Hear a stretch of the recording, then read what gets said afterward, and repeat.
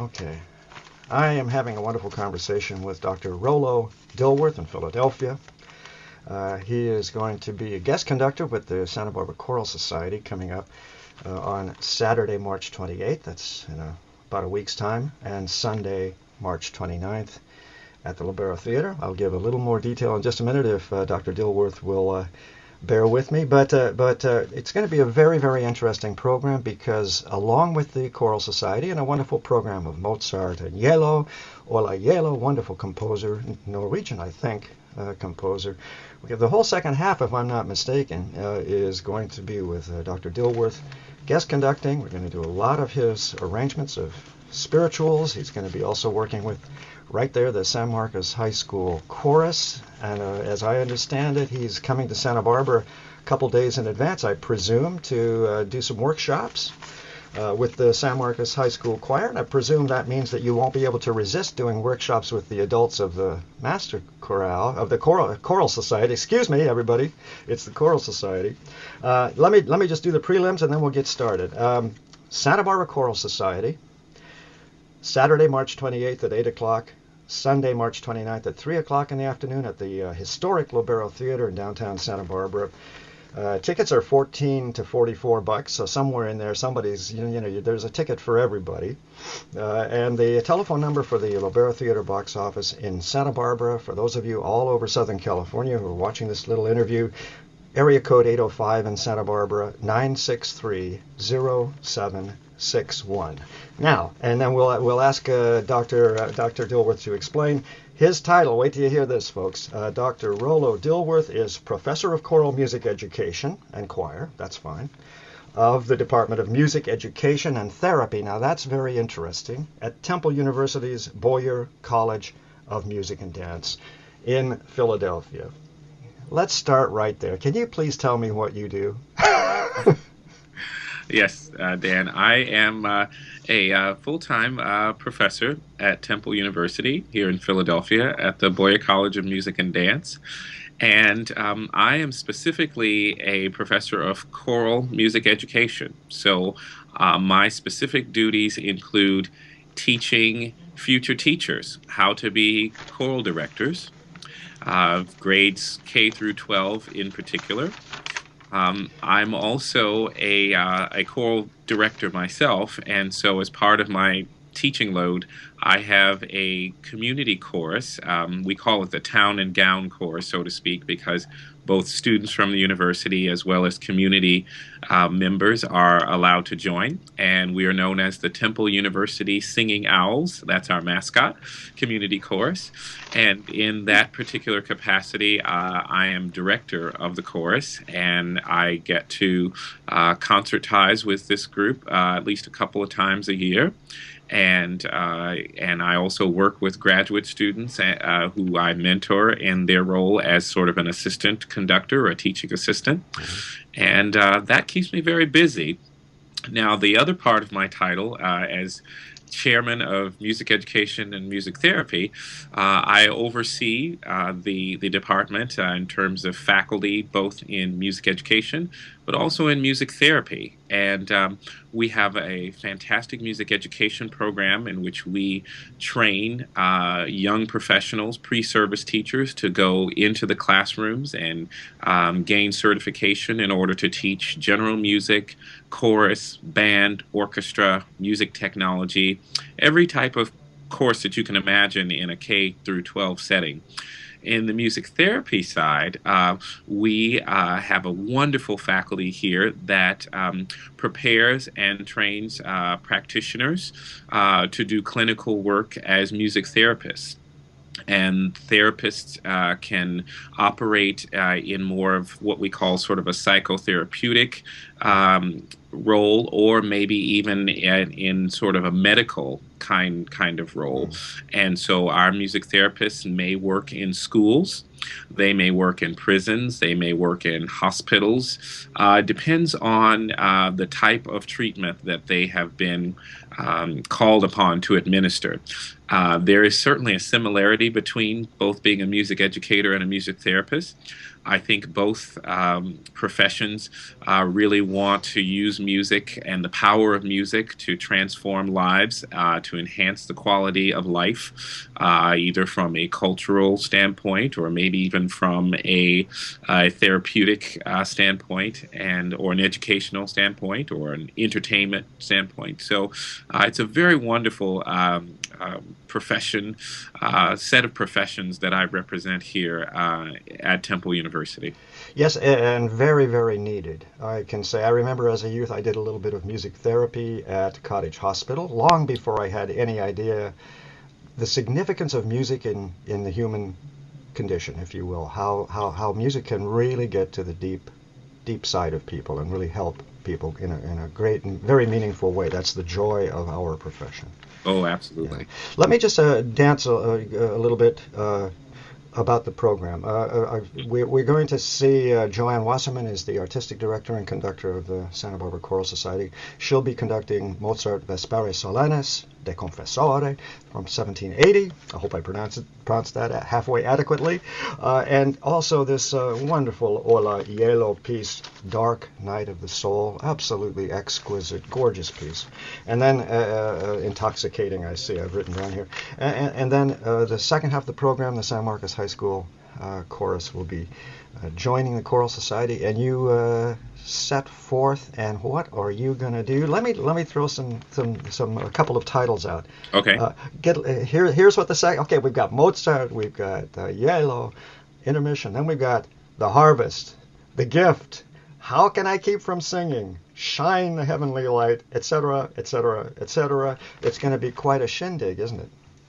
I think so. I'm very excited about what will probably be an amazing event from start to finish.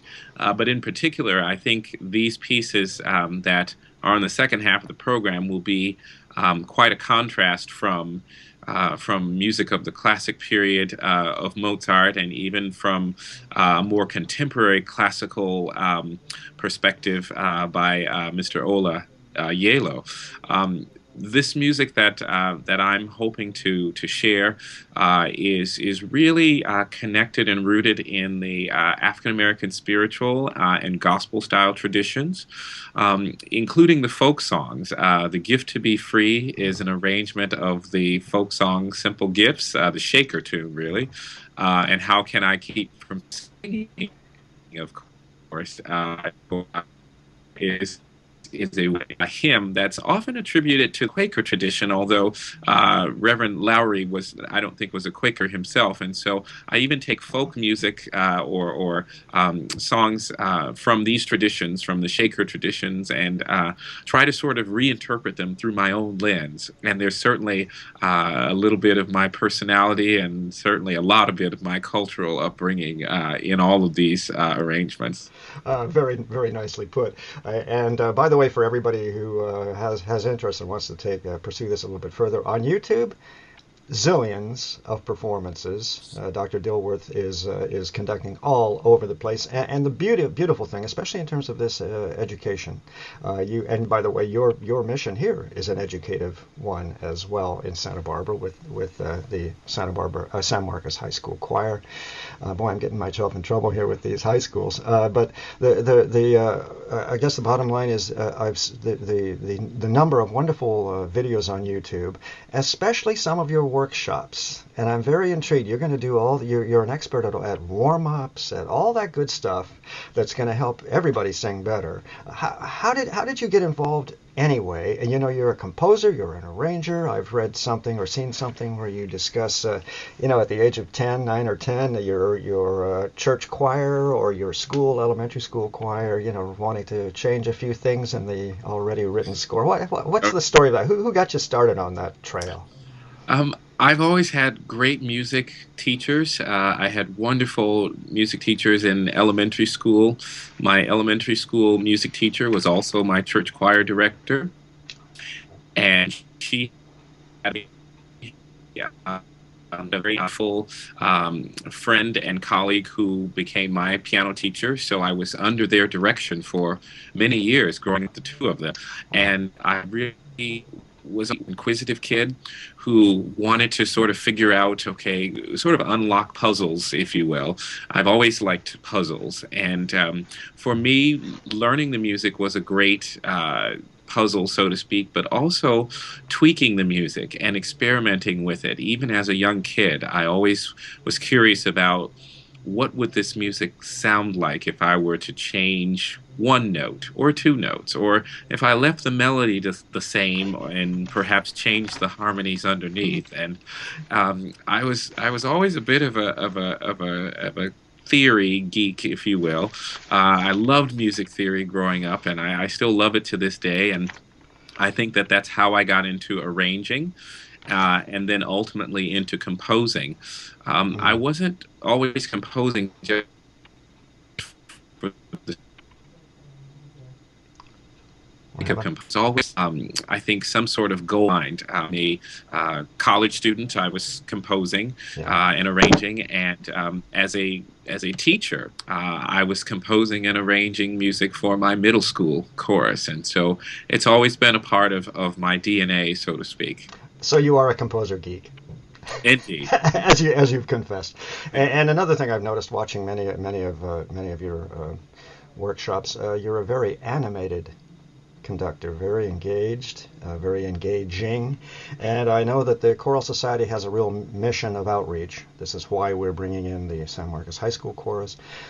You haven't been to Santa Barbara yet, have you? This is coming this week that you're going to do these Yes, workshops. I Yeah. leave on Wednesday. Yes. Uh-huh. But you have experience in this way. What is the end result in terms of the satisfaction for yourself? I'm asking you a loaded question, Oh, but sure. this business of arriving as a complete stranger Hmm. in a scene of high school and even elementary school kids. I've seen Hmm. some wonderful results with elementary school kids. What is the goal? Hmm. That's the loaded question. Sure, sure. It's a very fair question. I think that for most people in my position, we probably look at I sort of philosophically look at three elements here. I look at they all begin with the letter P, by the way. One is people, one is product, and one is process. And I think that for every teacher conductor, such as myself, we sort of struggle with how to keep those three elements in balance when we're working with an ensemble. I think it's important to have a product that has quality, artistic integrity. And so we will certainly work hard to achieve that as we rehearse over the 2, 3 day period. But equally important to that, if not more important for me, are the other two elements, and that has to do with process and with people. It The destination is wonderful, but it's the journey that often is most rewarding.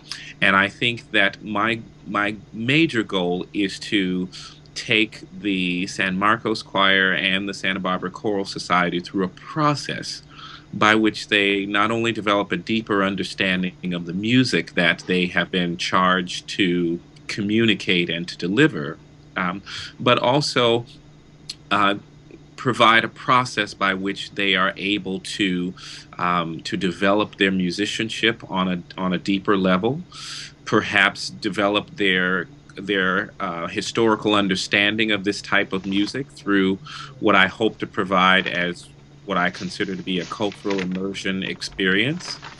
And Wonderful. and then also think about people.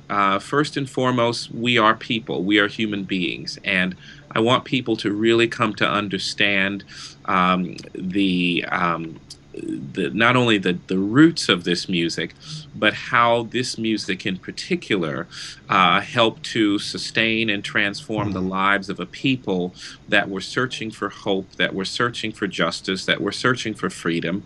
And I hope that these types of themes on humanistic state with all of us as in 2015. Mhm. People often ask me, well, why are you doing spirituals and gospel music, in 2015? What's the significance or the relevance of this music that is so historic? And the truth of the matter is that the themes and the ideas that helped shape this music so many years ago, the spirituals in particular, which were, of course, composed during the era of slavery, I think are still relevant and meaningful to us. And it doesn't matter what color you are, or what your background is, or your ethnicity or your heritage. I think that the spiritual sort of speaks to all of us, and gospel music speaks to all of us, in that it's the kind of music that drives the human soul and feeds it. And I think that that's why so many people are attracted to it. And you don't have to be of a certain faith background or of a certain cultural background in order to enjoy it and in order to learn from it. And so that's really those are really my goals as I make my way to sunny California later this week. Well, you just made my day with one of the most brilliant explications I think I've heard in a long time. And this gospel music is also an American tradition. Yes, indeed, Uh, indeed, no indeed. further need to be said. Let me do a quick overview so that everybody in Southern California get a chance to come up to Santa Barbara. It's another one of those gorgeous weekends coming up, I'm sure, in a week's time. This coming Saturday, let me get my goodies, the 28th of March at 8 o'clock in the evening at the historic Lobero Theater. If you haven't been there, folks, you need to go check out the Lobero, let alone the Santa Barbara Choral Society. San Marcos High School Choir. Joanne Wasserman is going to be conducting some Mozart, some Yelo, contemporary Norwegian composer, I think, or Danish. I hope I'm not in trouble with those two countries yet, or with Ola. And the second half is going to be American spirituals, may I say that, gospel music, American music arranged, lots of wonderful arrangements by my guest, Dr. Rollo Dilworth from Temple University. It's going to be a wonderful two engagements, as I said, 3 o'clock on the 29th, Sunday, 8 o'clock Saturday evening, the 28th. Lobero Theater, tickets, area code 805 963 0761, $14 to $44. You can't go wrong. Dr. Dilworth, thank you very, very much for giving me a few minutes of an extraordinarily busy, I'm sure, day. And thanks very much indeed. I'll look forward to seeing you this weekend. Same here. Thank you, Dan. Thank you.